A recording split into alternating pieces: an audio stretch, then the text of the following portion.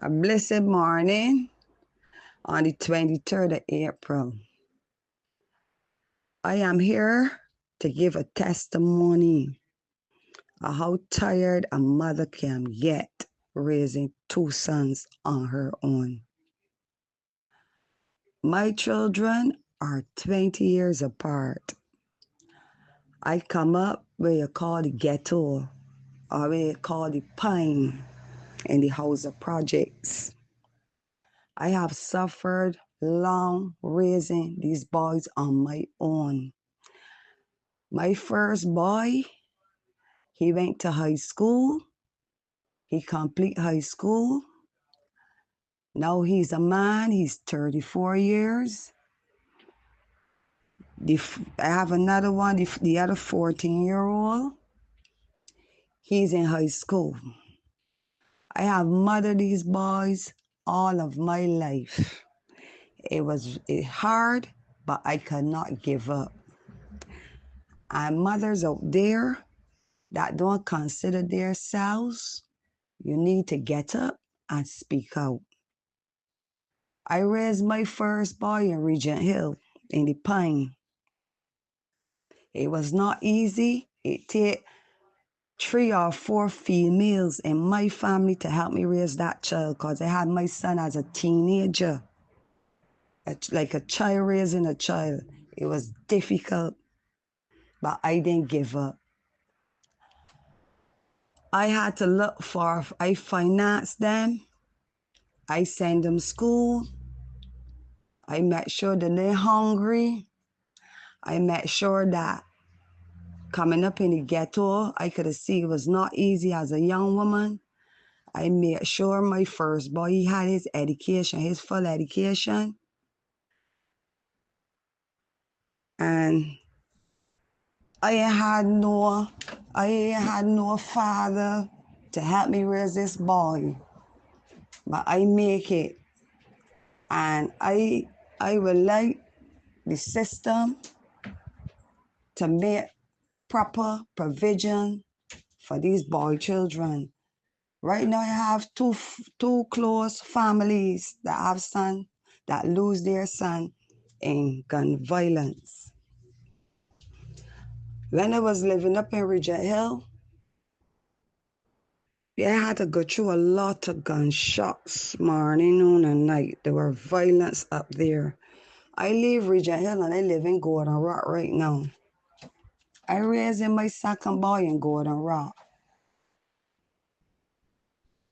And the same experience I'm going through right now with my 14-year-old. My son told me he wants to be a pilot.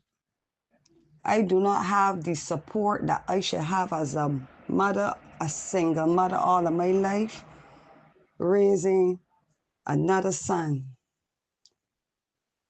I even tried to get my other first boy to help me to raise his brother. He told me he don't have the time, but I have to still carry on the baton.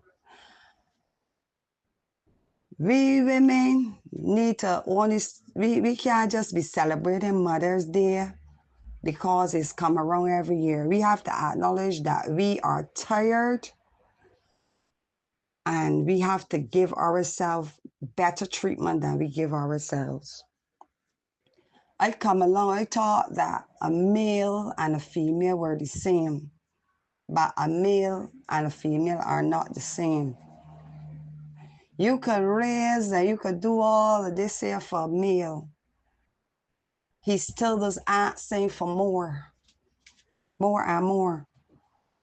I cannot afford to let my sons fail because I put blood, sweat, and tears into what I am doing, that I'm doing right now, and what I did in the past.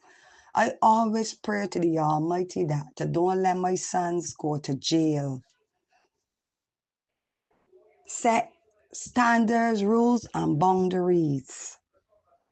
When my boy was at the age of 25 years old, I tell him you need to move on, you need to go and find yourself your own place. A lot of we mothers is have our children to all them are 30, 40, and 50 years old, being old men. I come up and see it as a girl. Men still at that age living at the mother. How could we ever make the world a better place if we still holding on to them till they are at that age? Right now, I raising my 14-year-old in the best way I can. He's not the worst child, nor he's not the best. He spend a lot of time indoors. He go to school, come home, do his homework. Next morning, the same thing. I don't get no finances from no father for my child.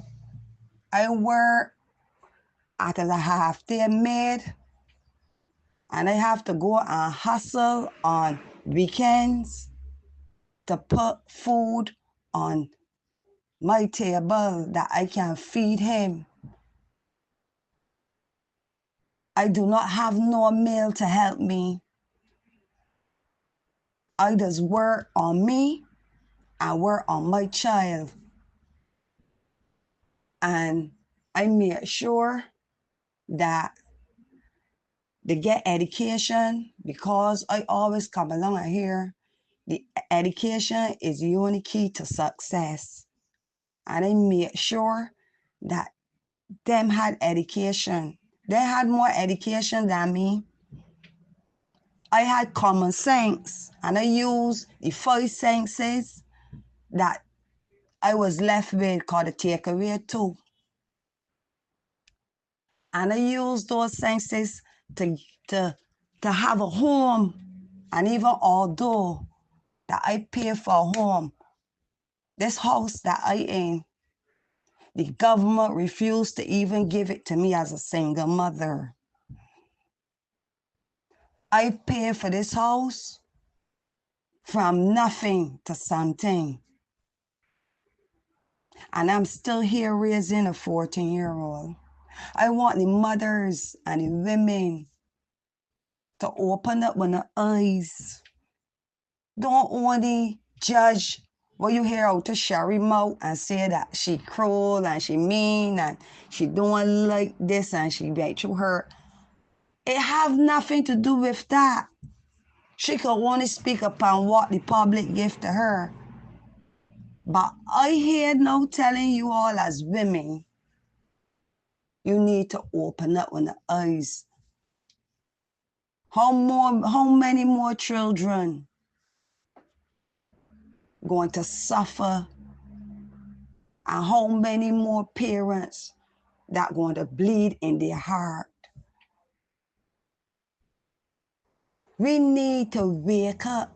This is 2025. There ain't no room for no fools. There ain't no room out there. And I's a tired mother of raising two. When I tell you I'm tired, I'm tired. But I can't give up, because I tell you, giving up is not an option. So we need to change the game, because the game ain't working for none of we. Prayer, you can't just pray.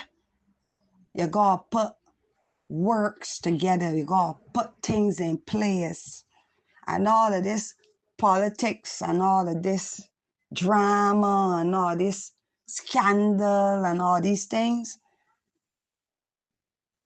politicians need to wake up and see what's going on in this society. I'm not an informer. I'm not no police pimp, nor no politician pimp.